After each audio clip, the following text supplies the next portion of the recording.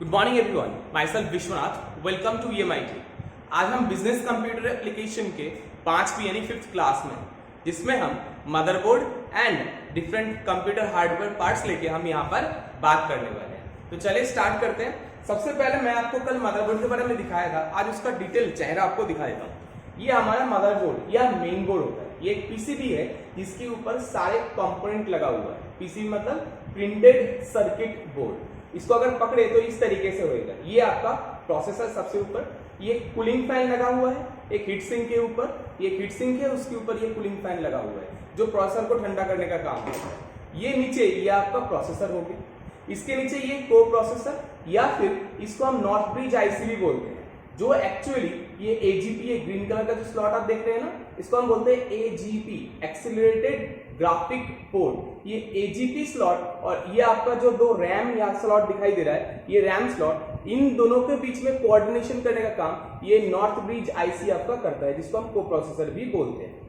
नीचे आ जाइए, यहां पर आपको एक आईसी दिखाई दे रहा होगा, ये इसको हम बोलते हैं साउथ ब्रिज आईसी। क्या बोलते हैं इसको? South bridge IC. ये साउथ ब्रिज आईसी ये बाकी पीसीआई स्लॉट्स को, जो अदर पेरिफेरल कंपोनेंट डिवाइस को लगाने के काम आता है, या फिर बाकी जो इनपुट आउटपुट होता है, इन सबको यूएसबी वगैरह, वीजी वगैरह, इन सबको संभालने का काम कौन करता है? ये साउथ ब्रिज आईसी करता है। कौन करता है? ये साउथ ब्रिज आईसी। इसके अलावा इस मदरबोर्ड में आप देखेंगे तो एक बायस भी है, ये बेसिक, ये दिख रहा है ना बायस, ये बायस आईसी बोलते हैं इसको। बेसिक इनपुट आउटपुट सिस्टम बोलते हैं या सिग्नल बोलते हैं। एक्चुअली ये आपका रॉम चिप है, जो मैंने आपको बताया था जब प्राइमरी मेमोरी के बारे में बात कर रहा था। कंप्यूटर के बारे में प्राइमरी इंफॉर्मेशन जो स्टोर होता है वो इस चिप के अंदर स्टोर होता है। इसको बेसिक इनपुट आउटपुट सिग्नल या बायस चिप भी बोलते हैं।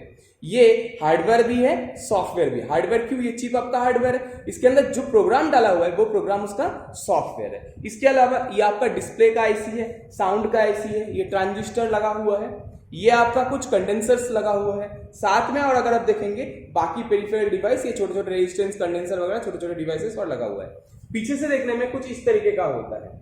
ये एक पीसीबी है, प्रिंटेड सर्किट बोर्ड है, जिसके ऊपर ये सारे कंपोनेंट वेल्डिंग करके लगाया गया है। ये हमारा पूरा मदरबोर्ड का फिगर है जो मैं आपको दिखा रहा हूं। अब मैं इस मदरबोर्ड का काम करने का तरीका मैं आपको एक छोटा सा फॉर्मेट में बना के दिखा देता हूं ताकि आपको समझ में आ जाए। चलिए हम दिखाते हैं। सबसे ऊपर हमारा रहता है प्रोसेसर यानी सीपीयू, ठीक है। प्रोसेसर के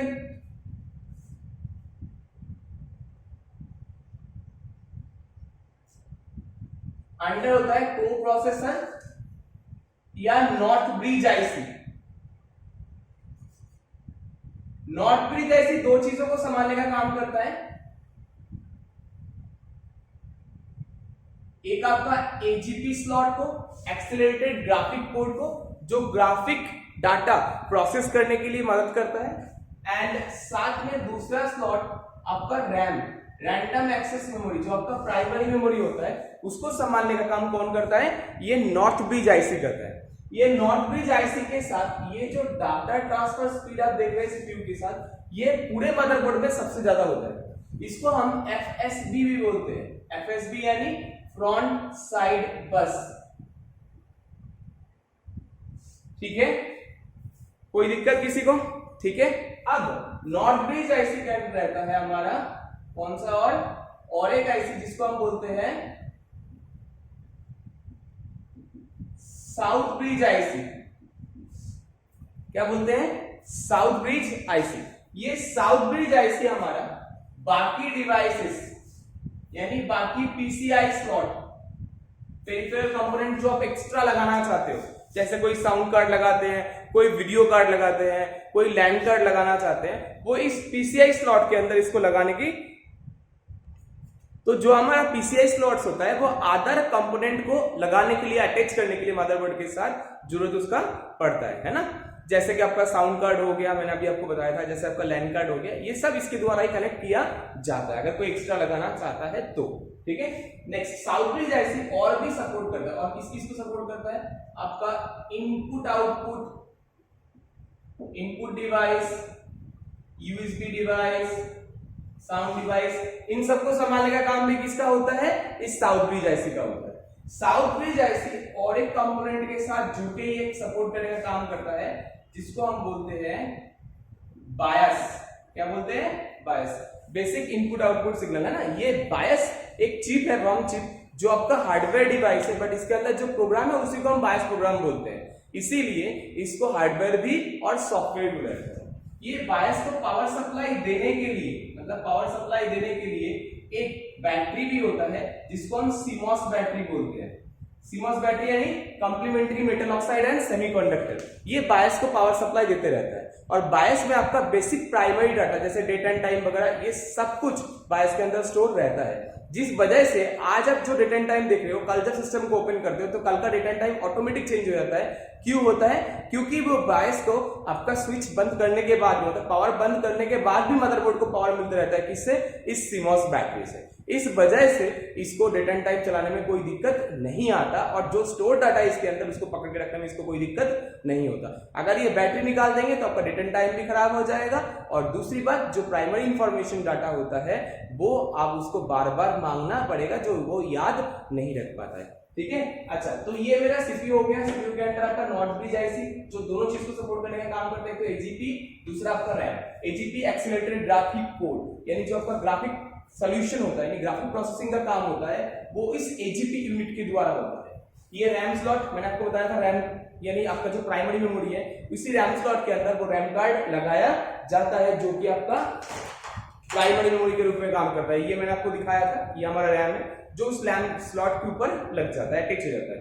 ठीक है, इसको लॉक करने के लिए साइड में 2 पिन लग जाता है, तो लॉक हो जाता है वो रैम स्लॉट के अंदर। ओके, इसके बाद आपका आता है south bridge IC. South bridge IC आपको इनपुट, यूएसबी, साउंड, इन सबको हैंडल करता है, साथ साथ में पीसीआई स्लॉट्स को भी हैंडल करने का काम ये साउथ ब्रिज आईसी ही करता है। इनपुट आउटपुट को कंट्रोल करने के लिए और एक यूनिट रहता है यहाँ पर, जिसको हम बोलते हैं बायस, जो एक हार्डवेयर भी है, सॉफ्टवेयर भी है। इस बायस को पावर सप्लाई देने का काम कौन करता है? ये सीमॉस बैटरी करता है। ठीक है, तो ये था आपका पूरा मदरबोर्ड का ग्राफिक। आप अगर बोले तो पूरा मदरबोर्ड का काम करने का जो तरीका है, उसका ग्राफिक आप इस तरीके से देख सकते हो। ये आपका पूरा मदरबोर्ड का ग्राफिक डिटेल आपको मैंने दिखा दिया। आप लोग एक बार इसको ड्रॉ कर लो। मैं एक बार दोबारा से बोल देता हूँ। ऊपर ये मेरा सीपीयू, ये मेरा नॉर्थ ब्रिज आईसी, ये साउथ ब्रिज आईसी। अच्छा, यहाँ पर इसको एफएसबी बोला जाता है, डाटा पाथ को, और यहाँ पर जो डाटा चलाने के लिए डाटा पाथ होता है उसको हम बोलते हैं एलएसबी, यानी लोअर साइड बस। ठीक है, और ये मेरा बायस था, ये पीसीआई स्लॉट्स है, ये एजीपी, ये रैम। मैंने सारा डिवाइस आपको बता दिया। ठीक है, कोई दिक्कत हो जाएगा? तो चलो अब हम आगे बढ़ते हैं, एक एक करके चीज आगे देखते हैं। सबसे पहले आज हम जो बात करेंगे वो प्रोसेसर लेके बात करेंगे। मैं अब इस पिक्चर के साथ एक बार दोबारा से आपको मदरबोर्ड को दिखा देता हूँ। ये था आपका मदरबोर्ड जो आपने देखे थे, मैं आपको दोबारा से एक बार जूम करके दिखाता हूँ। ये मेरा मदरबोर्ड था, सबसे ऊपर ये मेरा प्रोसेसर हो गया, ये मेरा रैम स्लॉट जहां पर रैम कार्ड लगाया जाता है। ये देखो रैम स्लॉट का ये लॉक होता है, ये लॉक यहाँ पर ऊपर नीचे कर दो, रैम लगाओ और इसको दोबारा ऐड कर दो, तो ये ऐड हो जाएगा। ठीक है ना? ठीक है, ये आपका नॉर्थ ब्रिज आईसी हो गया, को प्रोसेसर जिसको हम बोल रहे थे। ठीक है, ये कोने में जो दिख रहा है इसको साउथ ब्रिज आईसी बोलते हैं, है कि नहीं? ये साउथ ब्रिज आईसी हमारा। और यहाँ पर ये जो दिख रहे हो ग्रीन कलर का, ये आपका वो एजीपी स्लॉट है। कौन सा स्लॉट है? एजीपी, एक्सेलरेटेड ग्राफिक पोर्ट बोलते हैं। ये वो पीसीआई स्लॉट जिसमें एक्स्ट्रा जो कंपोनेंट्स लगता है वो इसके अंदर लगाया जाता है। ठीक है, ये आपका बायस होगा, वो basic input output signal systems, जो एक रॉम चिप है जो क्या करता है, इनपुट आउट को कंट्रोल करने का काम करता है। बाकी ये तो आप पहले से जानते हो, यूएसबी वगैरह, और इधर के साइड में ये पावर स्लॉट होता है, बस और कुछ भी नहीं। यहाँ पर पावर लग जाता है आपका। ठीक है, या आईडीए केबल वगैरह लगाने का ऑप्शन यहाँ पर दे रखा है, जहां से आप हार्ड डिस्क या फ्लॉपी डिस्क वगैरह कनेक्ट कर सकते हो। अच्छा, इस बायस चिप को पावर देने का काम ये यहाँ पर एक बैटरी होता है जिसको हम सीमॉस बैटरी बोलते हैं। मैं आपको दिखा भी देता हूँ, ये सीमॉस बैटरी होता है, छोटा सा आप देख रहे होंगे, है ना, बटन जैसा है ना। ये सीमॉस बैटरी इसके अंदर लगाया जाता है। अभी मैंने इसको कनेक्ट नहीं कर रखा है, क्योंकि अगर मैं इसको अभी कनेक्ट कर दूंगा तो मदरबोर्ड में पावर सप्लाई रहेगा, ये मदरबोर्ड खराब होने का डर रहेगा ना, इसीलिए मैंने इसमें से हटा के रख रखा है, यहाँ पर वो लग जाता है। ठीक है, तो ये आपका पूरा मदरबोर्ड का फिगर हो गया जो आप देख पा रहे हो आपके सामने। ये ऊपर आप जो देख पा रहे हो ये सारे ट्रांजिस्टर है, ये 3 टांग वाले ट्रांजिस्टर जो आपको बताया था ना मैंने। फर्स्ट जनरेशन में तो आपका वैक्यूम ट्यूब था, सेकंड जनरेशन में क्या था, ट्रांजिस्टर, वो ये ट्रांजिस्टर है। ये कुछ कंडेंसर है, कुछ पावर फिल्टर भी होंगे, ये कॉइल्स दिखा रखा है ना। और ये नीचे और भी छोटे छोटे बहुत सारे कंपोनेंट्स है, बहुत छोटे छोटे, ये सारा रेजिस्टेंस या कंडेंसर लगा हुआ है छोटे छोटे, है ना। तो ये इस तरीके का है। ठीक है, तो ये आपका मदरबोर्ड था। ये मदरबोर्ड में ये हमारा प्रोसेसर है, ये पहले जमाने का प्रोसेसर है। मैं आपको खोल के भी दिखा देता हूँ। ये साइड में देखो एक पिन है, इसको खींचो तो ये प्रोसेसर बाहर आ जाता है। ये देखो मैं प्रोसेसर को इसको खींच के ये बाहर निकाल लिया, ये मेरा प्रोसेसर बाहर आ गया। ये पहले जमाने वाला प्रोसेसर है, ये पिन वाले प्रोसेसर है। आजकल जितना भी प्रोसेसर है वो सब पिन लेस में आ रहा है, मतलब कोई पिन नहीं है। आपको लग रहा होगा ये गोल्ड का पिन है, पहले एक जमाना था सच में ये गोल्ड का होता था, बट आजकल ये गोल्ड प्लेटेड होता है, कलर्ड, मतलब गोल्ड है नहीं। ये देखो ये इस तरीके से दिखता है, दिख रहा है सबको, कोई दिक्कत हो जाएगा। तो ये प्रोसेसर था, ये पिन वाले प्रोसेसर था। आजकल जो आ रहा है वो पिनलेस प्रोसेसर है। क्यों? पिन वाले प्रोसेसर में बहुत प्रॉब्लम है। अगर एक भी पिन मुड़ गया या खराब हो गया, मदरबोर्ड के साथ एक भी पिन अगर कनेक्ट नहीं हुआ ना, तो मदरबोर्ड में डिस्प्ले में प्रॉब्लम आएगा, या तो मदरबोर्ड में कैलकुलेशन में प्रॉब्लम, या तो ऑन ही नहीं होगा, बहुत सारे प्रॉब्लम्स आता है। इसी वजह से ये पिन वाले प्रोसेसर को कैंसिल करके आजकल सब पिनलेस प्रोसेसर कन्वर्ट कर दिया गया है, ताकि कनेक्शन में कोई प्रॉब्लम ना आए, ना पिन खराब होने का कोई डर रहे। ठीक है, ये प्रोसेसर होता है। अच्छा, अब हम इस प्रोसेसर का टाइप लेके आपको बात करते हैं आज, ताकि आपको समझ में आ जाए कि प्रोसेसर कितने टाइप का होता है या क्या टाइप है, आज के हिसाब से कौन सा प्रोसेसर चल रहा है और क्या फायदा है उसका, है ना, वो सब हम बात करते हैं। चलो सबसे पहले तो हम एक काम करते हैं, इसको इरेज कर लेते हैं।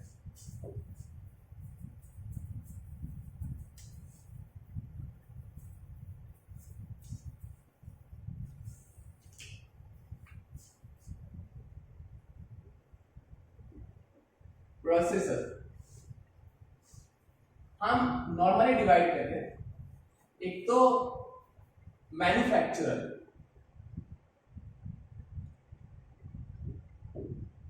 मैन्युफैक्चरर मतलब जो प्रोसेसर को बनाता है। मेनली दो मैन्युफैक्चरर सबसे ज्यादा पहचान का है, जो आप लोगों ने हमेशा सुनते हैं, एक तो AMD और दूसरा इंटेल।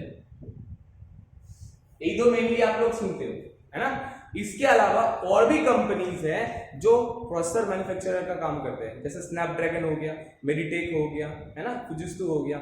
ये सारा क्या करते हैं, ये भी प्रोसेसर बनाते हैं। इवन IBM अपने नाम सुने होंगे, वो भी प्रोसेसर का आर्किटेक्चर डिजाइन करने का काम करते हैं। ठीक है, तो ये सारे, सैमसंग नाम सुने होंगे, वो भी प्रोसेसर बनाने का काम करता है ना। तो ये सारे प्रोसेसर बनाने वाले कंपनी है। मेनली हम जो सबसे ज्यादा जानते हैं वो इन दोनों को ही जानते हैं, एक तो AMD, एक इंटेल, क्योंकि लैपटॉप या डेस्कटॉप के अंदर सबसे ज्यादा प्रोसेसर जो यूज होता है वो इन्हीं का ही होता है। और मोबाइल के अंदर जाओगे तो फुजिस्टू, मेडिटेक या स्नैपड्रैगन का सबसे ज्यादा यूज प्रेजेंट हो रहा है ना।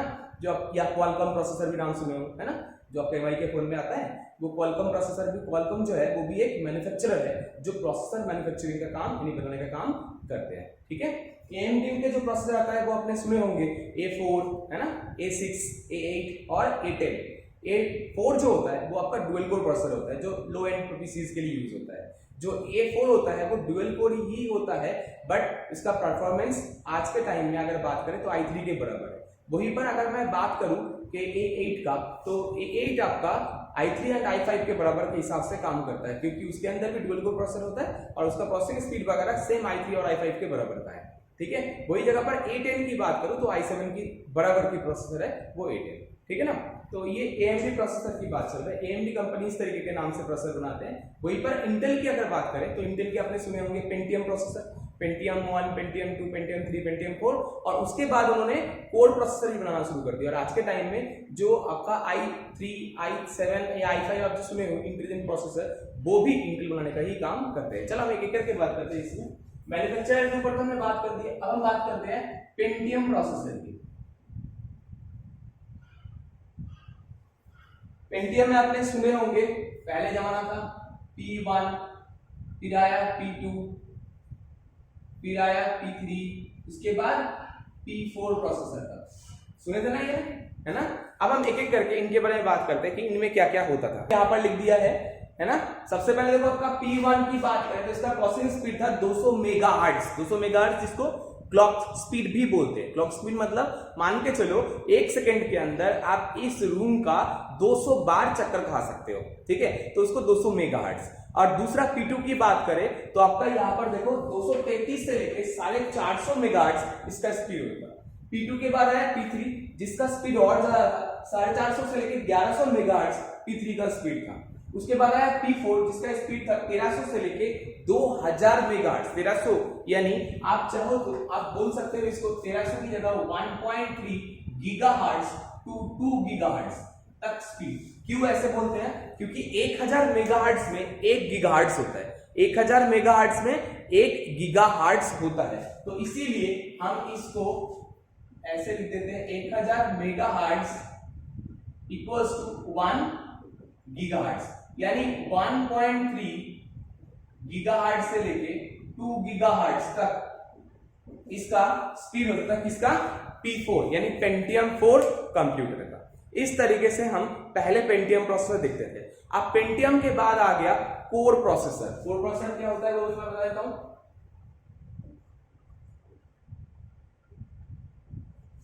कोर प्रोसेसर मतलब जैसे आपने देखे होंगे कुछ भगवान के एक ही सिर, कुछ भगवान के 2 सिर, कुछ भगवान के 4 सिर, कुछ भगवान के 5 सिर, ऐसे होता है ना। जो जितना है उतना ज्यादा वो काम कर सकते हैं। सेम तरीके से मतलब कोई काम अगर एक जना करेगा जितने जल्दी होगा, 2 जना करेगा तो क्या होगा और जल्दी होगा। तो कोर प्रोसेसर में वही चीज ध्यान दिया गया कि एक की जगह क्यों ना 2 प्रोसेसर को एक साथ ऐड कर दिया जाए।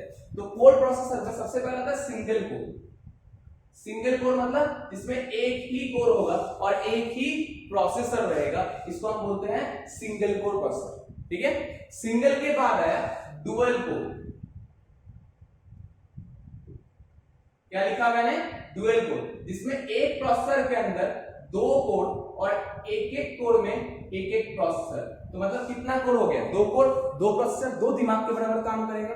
एक ही साथ अगर 2 काम भी आप दे देंगे तो दोनों साइमल्टेनियसली एक साथ काम करेगा, तो सीधी सी बात है वो काम जल्दी हो जाएगा। वहीं पर सिंगल कोर में बहुत दिक्कत होगा, एक काम चालू करते रहेगा, एक काम थोड़ा सा आगे बढ़ेगा, फिर दूसरा आगे बढ़ेगा, ऐसे लेट होते रहेगा। इसीलिए डुअल कोर में सिंगल कोर की तुलना में ज्यादा स्पीड मिलता है।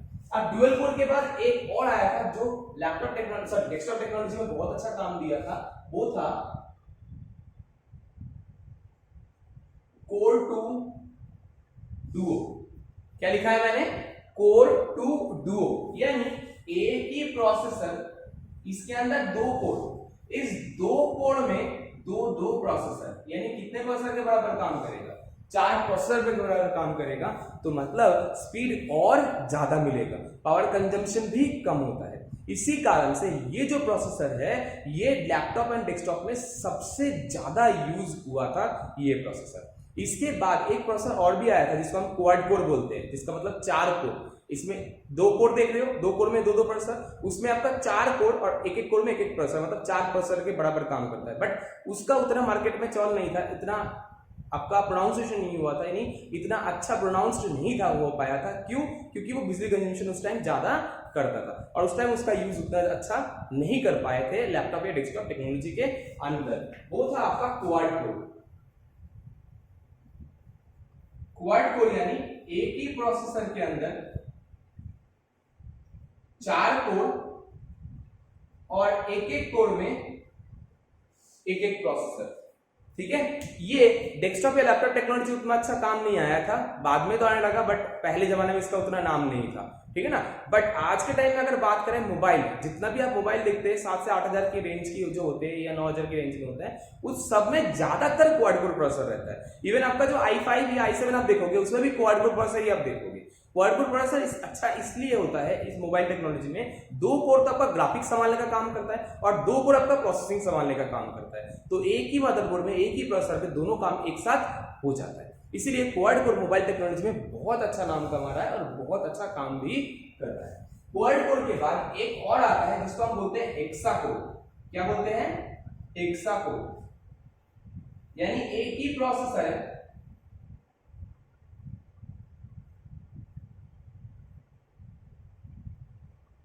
जिसमें ऐसे टोटल 6 कोर होते हैं। कितने कोर होते हैं? 6 कोर, मतलब 6 दिमाग के बराबर काम कर सकता है। तो सब ऑब्वियस सी बात है कि ये ज्यादा स्पीड वाला ही होगा, तो उसकी तुलना में क्वाड कोर की तुलना में अच्छा हेक्सा कोर होता है। बट जितना ही कोर बढ़ते जाता है उतना ही पावर कंजम्पशन बढ़ते जाता है, ये भी ध्यान रखना। हेक्सा कोर के बाद दूसरा जो आता है उसको हम बोलते हैं ऑक्टा कोर।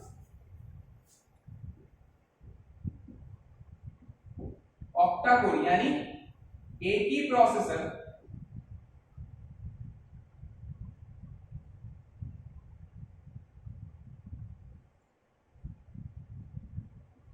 जिसमें 8 कोर। कितने कोर है? 8। आप चाहो तो दो क्वाड कोर को जोड़ के भी ऑक्टा कोर बनाने का काम कर सकते हो। ये ऑक्टा कोर प्रोसेसर होता है। ऑक्टा कोर प्रोसेसर में 8 कोर प्रोसेसर होते हैं, 8 दिमाग के बराबर वो काम कर सकता है। तो ऑब्वियस सी बात है इसके तुलना में इसका स्पीड ऑब्वियसली ज्यादा होगा, है कि नहीं। आजकल जितना भी आपका 10,000 के ऊपर मोबाइल है, देखना सब में ऑक्टा कोर लगा हुआ है। चाहे ऑक्टा कोर 8 कोर का प्रोसेसर हो चाहे ना हो, इसका मतलब 2 क्वाड कोर जोड़ के भी ऑक्टा कोर बना देते हैं, या तो क्या करते हैं एक एक्सा के साथ एक डुअल कोर जोड़ के भी ऑक्टा कोर बना देते हैं। ऑक्टा कोर प्रोसेसर की वजह से क्या होता है, मोबाइल टेक्नोलॉजी में बहुत अच्छा फायदा होता है। हैंग होने का जो दिक्कत होता है वो भी प्रॉब्लम खत्म हो जाता है। आपका कैमरा प्रोसेसिंग स्पीड बढ़ जाता है। कैमरा जो आजकल मेगापिक्सल आप देखते हो, ये जो मेगापिक्सल बढ़ रहा है उसके पीछे भी प्रोसेसर का एक बहुत बड़ा हाथ रहता है। तो ये आपका हो गया octa core processor. Octa core के ऊपर और एक प्रोसेसर भी होता है जिसको रावण भी बोलते हैं। क्यों? उसमें 10 कोर होता है। जैसे रावण का 10 दिमाग था ना, वैसे ही उसका भी 10 प्रोसेसर होता है। एक ही प्रोसेसर जिसके अंदर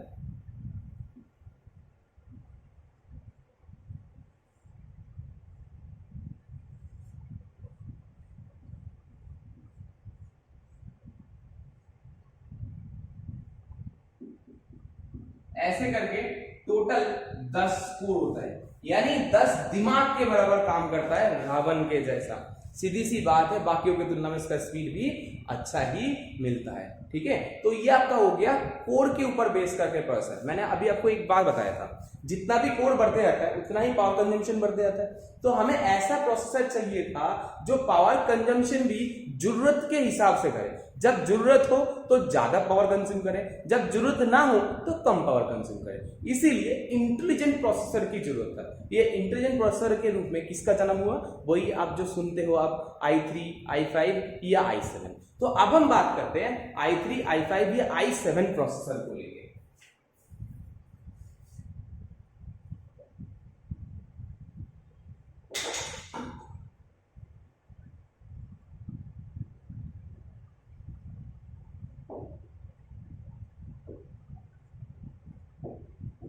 मैं इसको लिख लेता हूं ना, 1 मिनट। ठीक है, आप लोगों को दिखाई दे रहा है? देखो मैंने यहां पर वो इंटेलिजेंट प्रोसेसर के बारे में आपका लिखा है, जिसमें i3, i5 एंड i7 तीन प्रोसेसर का एक कंपैरिजन चार्ट आपको मैंने बना के दिखाने की कोशिश किया है। सबसे पहले बात करें क्लॉक स्पीड की, प्रोसेसर के स्पीड की अगर बात करें तो इसका स्पीड जो होता था वो 3.4 से लेके 4.2 गीगाहर्ट्ज तक होता है। इसका स्पीड 2.4 से लेके 3.8 गीगाहर्ट्ज तक होता है। इसका स्पीड 2.9 से लेके 4.2 गीगाहर्ट्ज तक इसका स्पीड होता है। वही जगह पर अगर नंबर ऑफ कोर की बात करें तो i3 processor dual core processor के बराबर होता है, i5 डुअल कोर का भी आता है, क्वाड कोर का भी होता है। वो आपको प्रोसेसर के नंबर में लास्ट में जो सीरीज नंबर है वो देख के पहचानना पड़ता है। अगर उसमें Q लिखा हुआ है तो वो क्वाड कोर है, यानी 4 कोर का प्रोसेसर है। i7 तो क्वाड कोर का ही प्रोसेसर होता है, उसमें कोई मतलब नहीं है डुअल कोर का। Next cache memory. Cache memory क्या होता है? जो प्रोसेसर और रैम के बीच में रह के काम करता है, एक हाई स्पीड मेमोरी जिसको हम बोलते हैं कैश मेमोरी।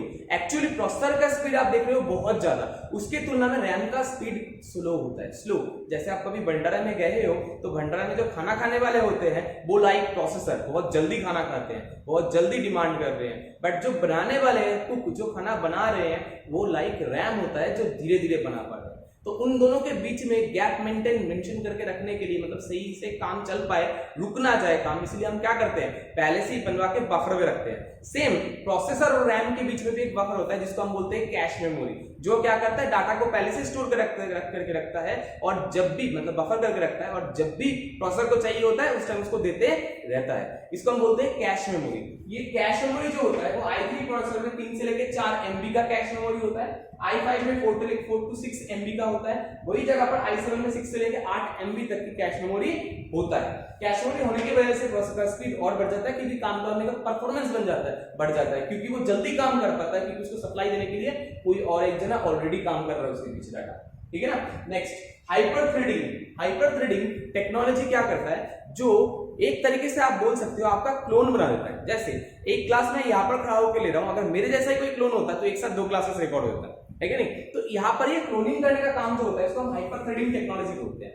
ये हाइपर थ्रेडिंग टेक्नोलॉजी i3 में भी होता है, i7 में भी होता है। मतलब i3 का प्रोसेसर जो डुअल कोर है वो क्वाड कोर के बराबर काम कर सकता है। सेम जो क्वाड कोर का प्रोसेसर i7 है वो 8 कोर यानी ऑक्टा कोर के बराबर काम करना शुरू कर देता है। हाइपर थ्रेडिंग टेक्नोलॉजी उसको हम बोलते हैं। नेक्स्ट उसकी जगह आता है नेक्स्ट टर्बो बूस्टिंग, जो मैं आपको बोल ही रहा था इंटेलिजेंट प्रोसेसर के काम।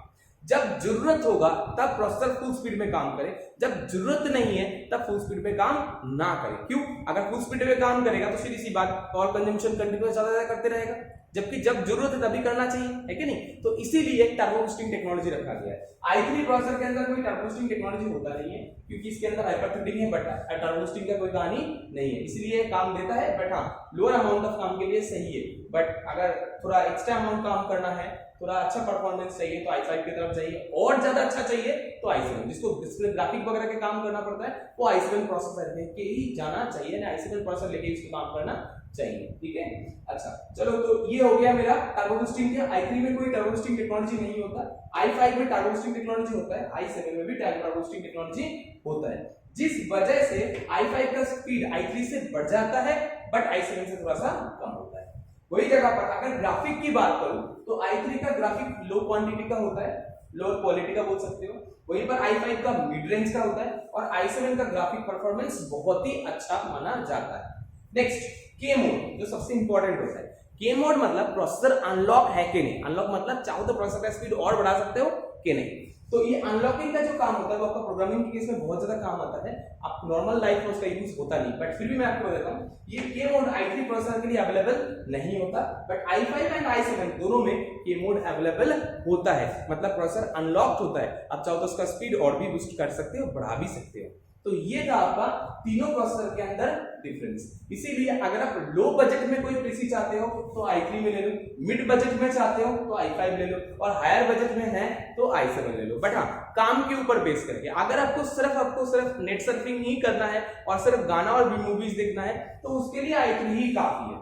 इसके साथ साथ कोई डिजिटल सॉफ्टवेयर के ऊपर काम करना है या कोई बिजनेस सॉफ्टवेयर के ऊपर काम करना है तो बेटर ऑप्शन क्या i5 के साथ चाहिए। अगर आपको ग्राफिक वगैरह के ऊपर काम करना होता है, कोई डिजाइनिंग के ऊपर काम करना होता है, तो उस केस में आप ऑब्वियसली i7 के साथ काम कीजिए। इस तरीके से आप प्रोसेसर चूज कीजिए जो आपका काम के जरूरत हो। हाँ, और एक बात, प्रोसेसर एंड डिजिटल गैजेट के केस में कभी भी ये नहीं होता कि आज आपका वाला जो बेस्ट प्राइस में आप परचेस कर रहे हैं कल वही बेस्ट मिलेगा, वही बेस्ट प्राइस उसका रहेगा, क्योंकि प्रोसेसर टेक्नोलॉजी इलेक्ट्रॉनिक्स मार्केट में ये होता है कि जितना दिन जाता है मार्केट उतना अपडेट होता है, और जितना अपडेट होता है, जितना अपग्रेड होता है, उसका टेक्नोलॉजी उतना सस्ता होते जाता है धीरे धीरे, और आपका टेक्नोलॉजी जो पुराना होते जाता है वो महंगा ही रहता है। तो इसलिए ये बात भी आप ध्यान रखिएगा, ठीक है ना। तो परचेज करते टाइम कभी भी आप पैसे का दुरुपयोग मत कीजिए, जितना आपका जरूरत है उसी हिसाब से आप प्रोसेसर देख के परचेज कीजिए। प्रोसेसर के बाद नेक्स्ट जो हम क्लास देखेंगे उसमें हम दो चीज लेके और एक बात करेंगे, तो रैम आपका और एक आपका हार्ड डिस्क, ये दोनों चीज लेके हम नेक्स्ट क्लास में बात करेंगे। अगर इस क्लास में आपका कुछ डाउट है तो हमारे डाउट सेशन में क्लियर कर लीजिए। फिर भी मैं आपको बताता हूँ, अभी मैंने जो दिखाया प्रोसेसर का टाइप लेके आपको बात कर रहे थे, प्रोसेसर का मैन्युफैक्चरर के ऊपर इंडिया में दो टाइप यहाँ पर दिखाए, AMD और इंटेल। इसके अलावा मैंने बताया था और भी कंपनीज होते हैं जो प्रोसेसर मैन्युफैक्चरिंग का काम करते हैं, जैसे मैंने आपको बताया था मेडिटेक, IBM नाम सुने थे ना, है फुजित्सु मैंने बताया था, स्नैपड्रैगन बताया था, क्वालकॉम बताया था ना। तो ये सारे प्रोसेसर मैन्युफैक्चरर कंपनी जो प्रोसेसर बनाने के काम करते हैं। AMD का इंटेल प्रोसेसर आता है, पेंटियम प्रोसेसर आता है, इंटेल पेंटियम सुने होंगे, और AMD की बात करें तो इसका A4, A6, A8, A10 ऐसे प्रोसेसर आता है, ठीक है। पेंटियम प्रोसेसर में सबसे पहले था P1 प्रोसेसर जिसका स्पीड 200 मेगाहर्ट्ज था, P2 आया था 233 से लेकर 400 मेगाहर्ट्ज के अंदर, P3 आया था 450 से लेकर 1100 मेगाहर्ट्ज के अंदर, एंड P4 था 1300 से लेकर 2000 मेगाहर्ट्ज के अंदर। 2000 मेगाहर्ट्ज मतलब 2 गीगाहर्ट्ज भी बोल सकते हो, क्यों? 1000 मेगाहर्ट्ज का मतलब 1 गीगाहर्ट्ज होता है। इसके बाद मैंने बताया आपको कोर प्रोसेसर के बारे में। कोर प्रोसेसर में सिंगल कोर में एक ही कोर होता है, डुअल कोर में 2 कोर होता है। उसी जगह पर कोर टू डुअल में 2 कोर और एक एक कोर में 2-2 प्रोसेसर यानी 4 कोर के बराबर, यानी 4 प्रोसेसर के बराबर काम करता है। वही जगह पर क्वाड कोर में इंडिविजुअली 4 कोर होता है और एक एक कोर में एक एक प्रोसेसर होता है, यानी 4 दिमाग के बराबर काम करता है। वही क्वाड कोर की जगह अगर मैं बात करूं हेक्सा कोर, तो इसमें 6 कोर होता है और 6 प्रोसेसर यानी 6 दिमाग के बराबर काम करता है। ऑक्टा कोर में 8 कोर और 8 प्रोसेसर यानी 8 दिमाग के बराबर काम करेगा। वही जगह पर अगर मैं बात करूं डेका कोर, तो इसमें 10 कोर दिमाग रावण की जैसा काम करेगा, रावण के दिमाग जैसा नहीं, 10 दिमाग एक साथ काम करना शुरू करता है, इसको हम डेका कोर प्रोसेसर बोलते हैं। उसके बाद मैंने बात करा था इंटेलिजेंट प्रोसेसर। क्यों बात करा था? मैंने बोला था कोर बढ़ाने से बिजली कंजम्पशन क्या होगा? बढ़ जाएगा। बिजली का कंजम्पशन बढ़ेगा तो लैपटॉप, मोबाइल इन सब में ये काम नहीं देगा। क्यों? इसमें जो बैटरी है वो limited quantity, limited power supply दे सकता है। फिर क्या करें? फिर इसी कारण से आजकल इंटेलिजेंट प्रोसेसर के ऊपर जा रहे हैं। जो जरूरत होगा तो ज्यादा स्पीड में काम करेगा, जरूरत नहीं होगा तो कम स्पीड में काम करेगा, तो कम पावर कंज्यूम करेगा। मतलब ज्यादा काम करेगा तो ज्यादा खाएगा, कम काम करेगा तो कम खाएगा। तो इसीलिए इंटेलिजेंट प्रोसेसर है जिसमें i3, i5 और i7 तीन टाइप का प्रोसेसर आप लोग मेनली अभी देखते हो। एक i9 भी है अभी, बट हम इसके ऊपर बात नहीं कर रहे हैं। अभी तीनों की बात करूं जो मार्केट में एट प्रेजेंट सब जगह अवेलेबल है, i3, i5 एंड i7। इसमें i3 की बात करूं तो i3 का स्पीड जो है वो 3.4 गीगाहर्ट्ज से लेकर 4.2 गीगाहर्ट्ज तक। i5 की बात करूं तो 2.4 गीगाहर्ट्ज से लेकर 3.8 गीगाहर्ट्ज तक इसका स्पीड है।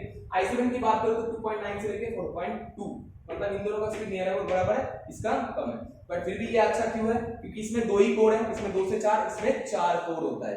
समझ में आ गया? उसके अलावा इसका कैश मेमोरी सबसे ज्यादा होता है। कैश मेमोरी की बात करें तो i3 में 3 से लेकर 4 MB का कैश मेमोरी होता है, वहीं पर i5 में 4 से लेकर 6 MB का कैश मेमोरी होता है, i7 में 6 से लेकर 8 MB का कैश मेमोरी होता है। हाइपर थ्रेडिंग टेक्नोलॉजी की बात करूं तो i3 में हाइपर थ्रेडिंग टेक्नोलॉजी अवेलेबल है, i7 में अवेलेबल है, बट i5 में हाइपर थ्रेडिंग टेक्नोलॉजी अवेलेबल नहीं है। हाइपर थ्रेडिंग मैंने बोला क्लोनिंग करने का क्षमता। नेक्स्ट हम बात करें टाइम बूस्टिंग टेक्नोलॉजी की, तो i3 में अवेलेबल नहीं है, बट i5 और i7 में वो चीज अवेलेबल है। ग्राफिक प्रोसेसिंग की बात करें तो i3 में लो क्वांटिटी ग्राफिक होता है, वहीं पर i5 में मिड रेंज का और यहाँ पर हाई का। तो सीधी सी बात, प्राइस की बात करेंगे तो ये लो प्राइस, ये मिड रेंज की प्राइस में और ये हाई लेवल के प्राइस में मिलता है, सीधी सी बात है। ठीक है, वही जगह पर के मोड यानी प्रोसेसर अनलॉक है कि नहीं ये देखने के लिए हम देखते हैं सिर्फ i5 और i7 दोनों के मोड में होता है, i3 नहीं होता। ठीक है, तो ये था हमारा पार्ट्स जिसमें हमने बात करें मदरबोर्ड में किसके लिए बारे में, प्रोसेसर के बारे में। कल हम बात करेंगे रैम एंड हार्ड डिस्क के बारे में। ओके, अगर आप लोगों को फिर भी कुछ क्वेरी है, डाउट सेशन में इसको क्लियर कर लीजिएगा। थैंक यू, जय हिंद। आज के लिए इतना ही।